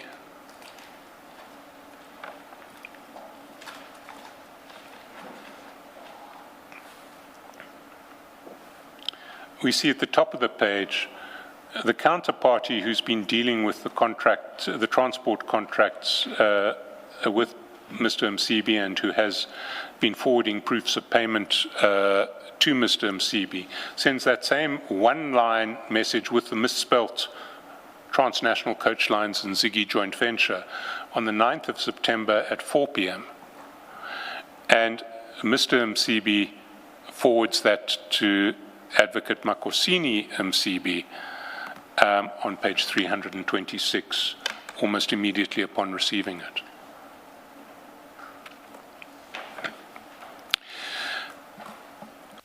We weren't ready to flight all of these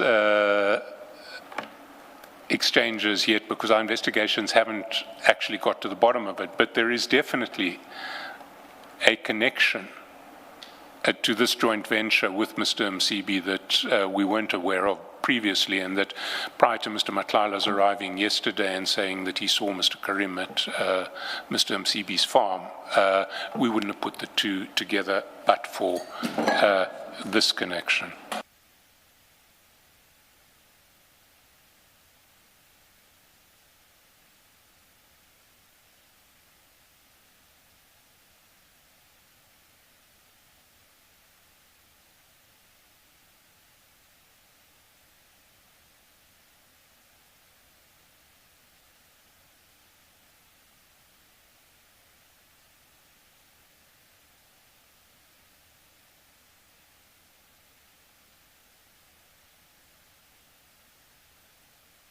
So let's take a short adjournment. We'll indicate when we are ready.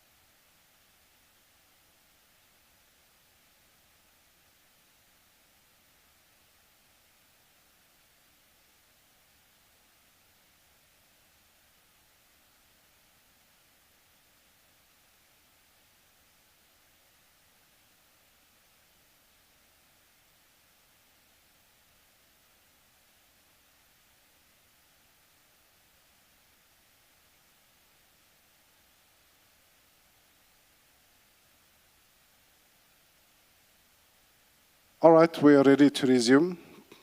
Thanks.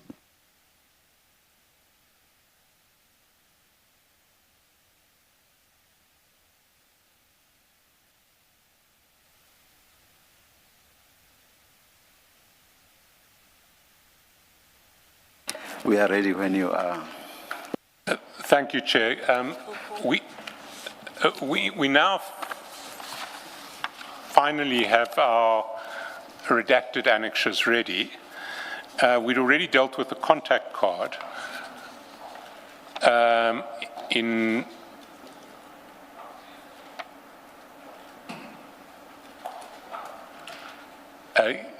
they survived? Have they survived the spill? Commissioner Valo is wet. Now they've taken mine to make copies using mine. Chair, maybe we can.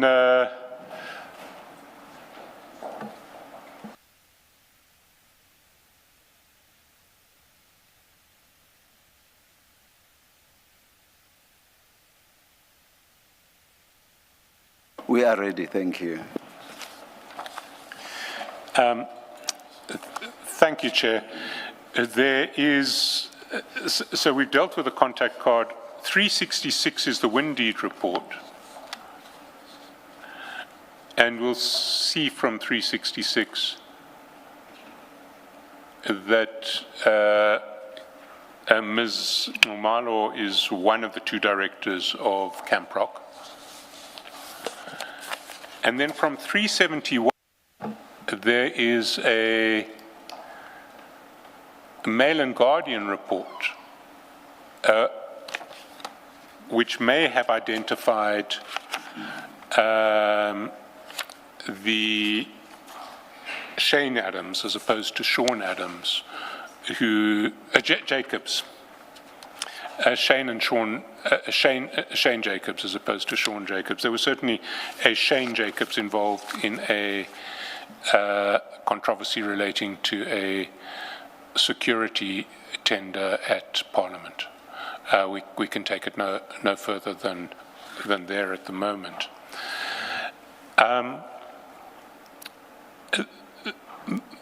The last issue that we will address is a series of chats between Mr. Msibi and a different Sean. And this is a Sean who was involved in what appears to be a dacha growing project of Mr. Msibi. And those chats start at page 222.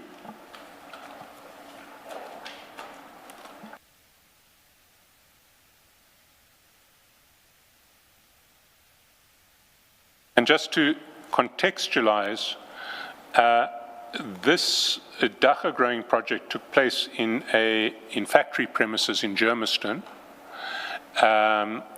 And the company involved was called Jack Frost Pharmaceuticals.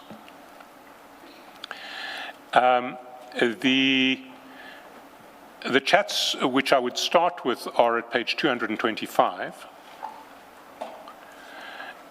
And there,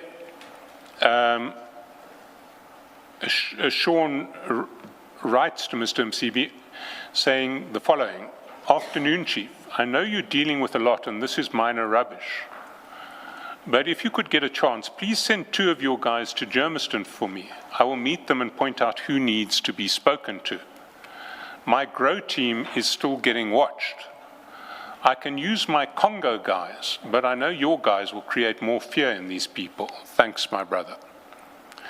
And so Sean seems to be saying he's worried that there are people snooping around his premises where he is growing his dacha, and he needs Mr. Msibi to send some people round essentially to scare them. Mr. Msibi says, "We'll deal with it, please, don't worry." We then, through the chats, get sort of blow-by-blow account of the growth of the project. And so if we start at foot of 276, we see the beginnings of the growth in that little screenshot at the foot of page 276. The picture itself is at page 257. 267 maybe? You said 276. Sorry. 226, 226.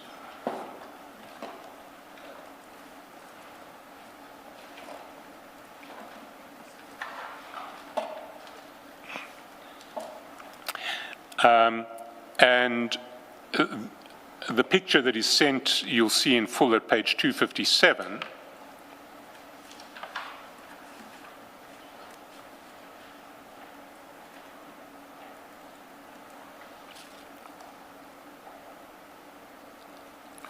And then if we go back to 225 and just scroll down, what is happening is that each week, Sean is sending updated photos so that the growth can be seen by Mr. Msibi. And it goes on, and the growth is quite spectacular. It reaches a point where Sean is able to send, I mean, if we go down to 233, for instance,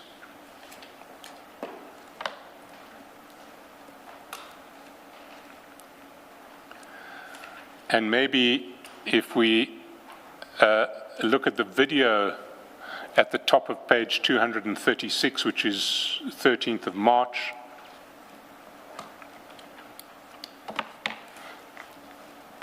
got those videos.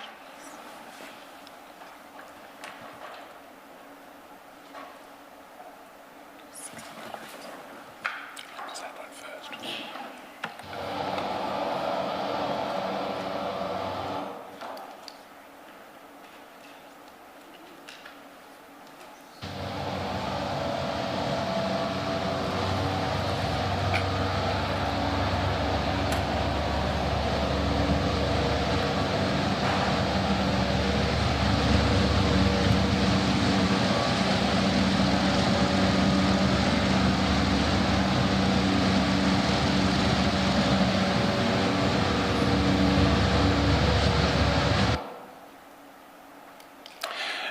And if we just keep scrolling, we see, we just see the growth of the project. My favorite is the next video that Sean sends, which is at on the 22nd of April. So can we play that one? Because it comes with musical accompaniment. Oh, no, sorry. I'm a little bit early. That's on page. Can we go to the next one? Not that one. Yeah.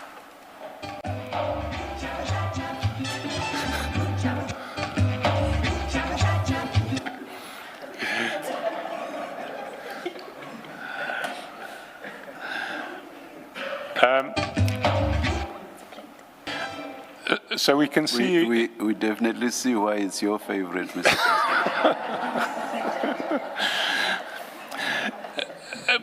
But the one cause for concern here is the document at page 268.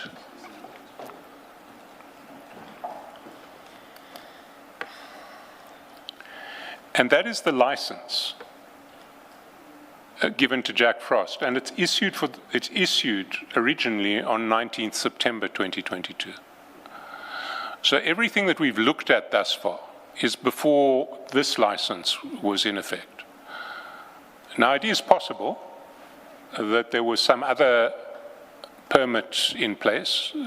We don't see it, and we are investigating whether that was the case. But what it seems like is that what we are looking at is production that took place before a license was issued, or certainly before this license was issued. We will be making inquiries to establish what the true state of affairs was. If it wasn't permitted, then this would be illegal cultivation of dagga, which would be a crime under the drugs, I forget what the Drugs Act is now called,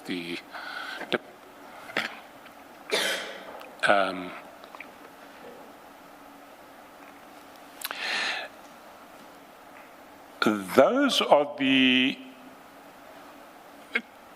points that we are able to make at this point flowing from these chats. There are a number of issues that we need to follow up and clarify, both from what I've ventilated today and in relation to some material that I haven't ventilated today. We will do so as soon as we can, and if it's necessary to come back to any of these chats, we will do that. I apologize for the slightly haphazard nature of this presentation. It was sprung on some quite short notice. It actually flowed well, Mr. Shaskalsin, and whatever misgivings you have are quite understandable under the circumstances, because this was last minute and not originally scheduled. It's understandable. Just one last thing, Mr. Shaskalsin, on this last installment, these plans, the picture that you are presenting, or that it looks like, is that Mr. Msibi with others, Jotham Msibi with others, it appears they were involved in the production, unlawful production of dagga. I've been told it's not called dagga. Whenever I've used that word, I've been told it's weed. That they were involved in the production of this unlawfully. That's a picture that he makes. Well, I don't want to say that categorically now, because there are. I have looked at the legislation, and it seems quite clear to me that one needs, this license purports to have been granted under, or not purports, has on its face been granted under section 22(1)(c) of the, 22(c)(1) of the